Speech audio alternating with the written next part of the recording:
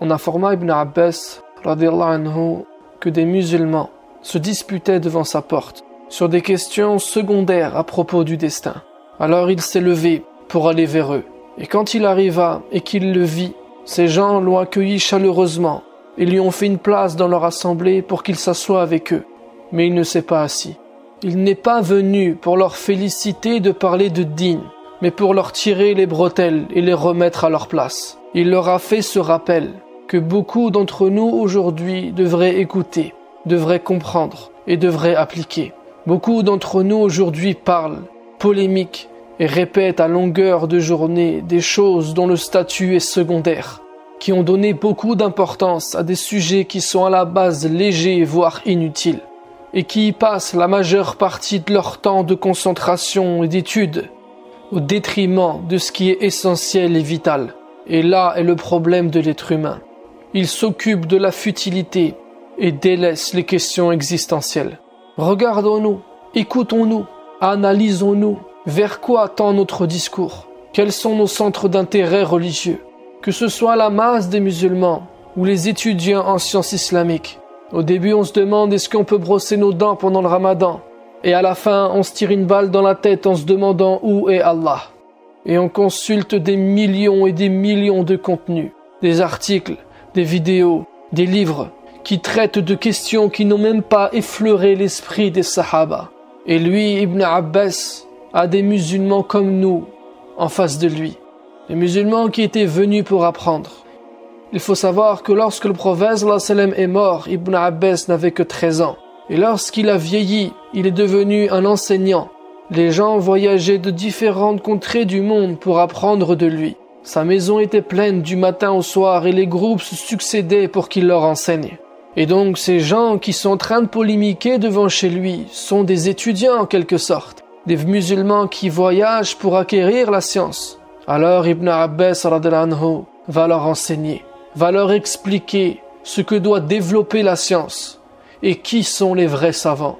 Écoute ce qu'il leur dit.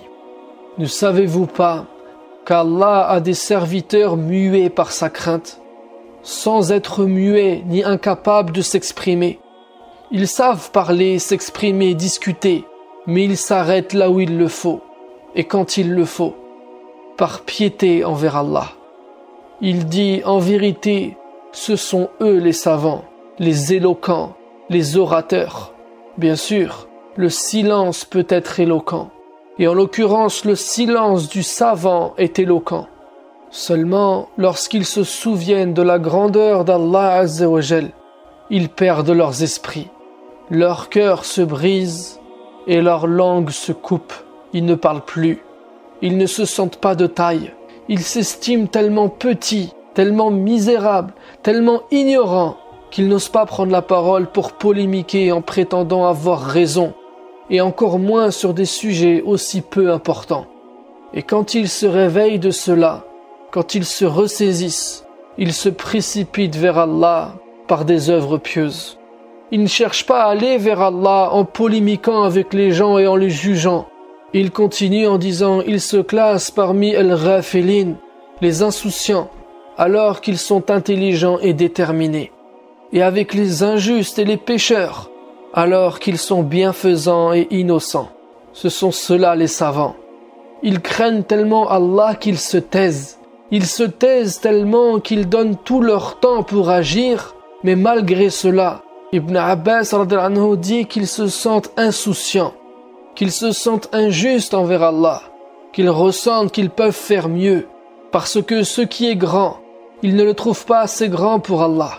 Même s'ils accomplissent de grandes choses, ils considèrent qu'Allah vaut mieux que cela, qu'Allah mérite encore plus grand que cela. Ils ne se contentent pas du peu pour lui, ils ne se vantent pas devant lui de leurs propres actions. Wallahi, ce sont eux les plus intelligents, les plus déterminés et les plus bienfaisants. Ils sont innocents des reproches qu'ils se font à eux-mêmes. Les plus intelligents sont ceux qui parlent peu et qui agissent beaucoup, pas ceux qui prennent la parole en public, sans accomplir la moindre action pieuse en secret et discrètement.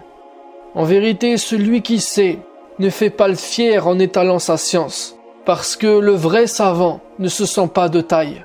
chaque fois que tu les vois, ils sont soucieux, craintifs, tremblants et peureux. Wallahi, ce que tu vas profiter le plus d'un savant n'est pas de boire ses paroles, mais de le voir interagir, de voir ses traits de caractère, ses réactions. Un savant chez Allah n'est pas déterminé par la pertinence de ses réfutations, par ses moqueries du faux ou par les décibels de ses cris, mais la science d'un homme est plutôt déterminée par l'état de son cœur et la fréquence de ses pleurs.